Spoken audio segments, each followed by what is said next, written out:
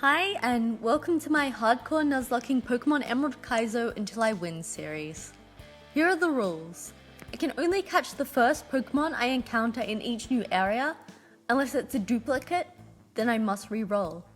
Battles must be played in set mode, and there's a level cap equal to the gym leader's strongest Pokemon +1. We begin by beating Brendan and unlocking Pokeballs. Then it's time to start catching the first Pokemon we run into in each early area. From Little Root we get a Love Disc, which at 70% is the most likely encounter, but it's nice in that it guarantees an Azurill in Petalburg, who has a chance at huge power, as is the case with this attempt. Pidgey would be a decent catch for battling the second gym, Brawly's fighting Pokemon, but she's quickly overshadowed by the Sunkern in Route 103, who can pretty much take out Brawly by himself if everything goes right.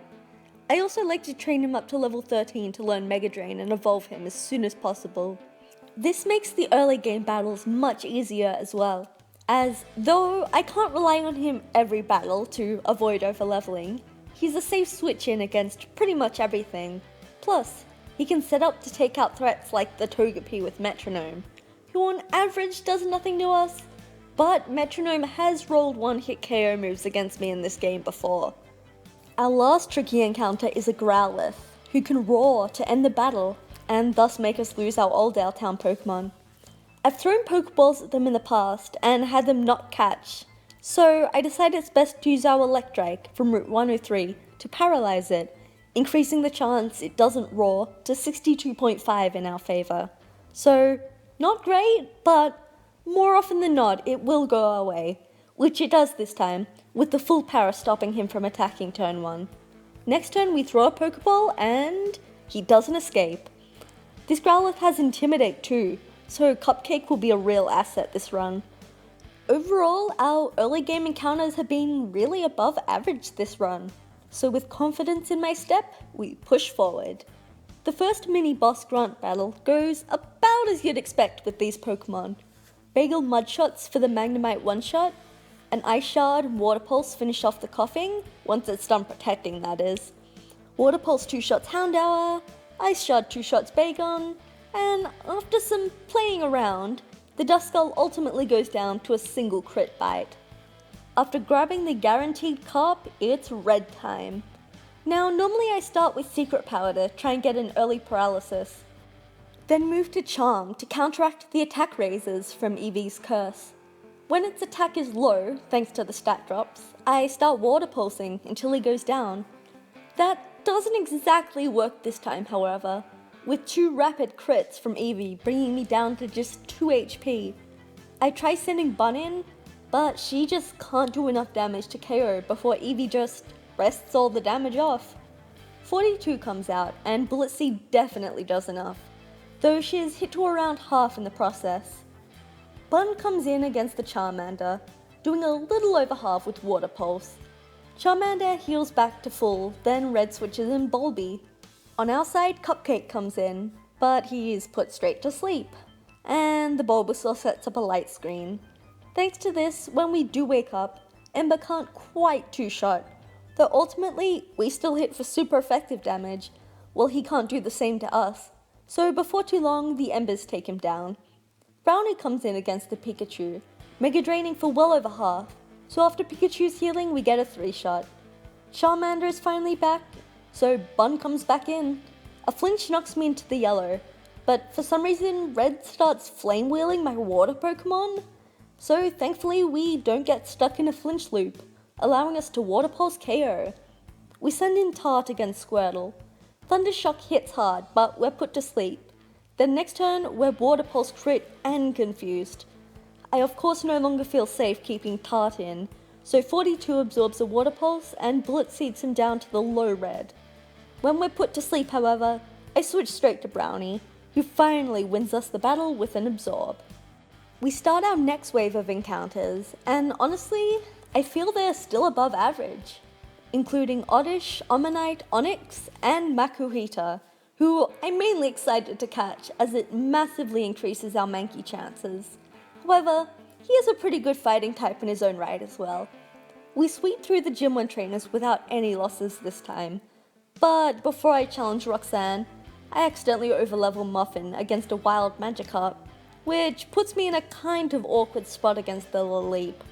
We need another plan compared to the standard Toxic stall I normally win with. We start with Cookie, mudshotting for a bit of chip, healing off the paralysis, then bubble beaming for the KO. We take a brick break for around half, then Rock Tomb the Anorith to the yellow, allowing us to outspeed and KO him next turn. Then, it's Laleep, and we need luck on our side to win, as ultimately I decided the best plan involved intimidating him down, which means we're vulnerable to unexpected crits, as they ignore the stat drops. When Bagel comes in, Laleep actually falls in love, so I deviate from my plan, going for a mud shot and hoping we get the 50-50 that he doesn't attack. But unfortunately, it does not go our way.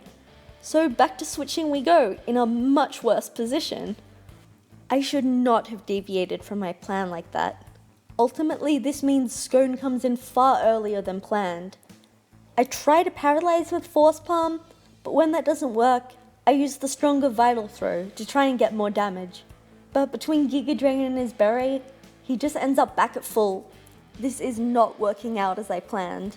With the Intimidate drops, 42 doesn't quite take half from a Sludge Bomb, and though Double Kick can't two-shot, it does enough to trap Laleep in a recover loop, until a lucky crit gives us the KO. Wow, I think that crit may have just saved us from being swept. We switch to our only healthy Pokemon, Donut, against the Shuckle, charming her down as she tries to curse up.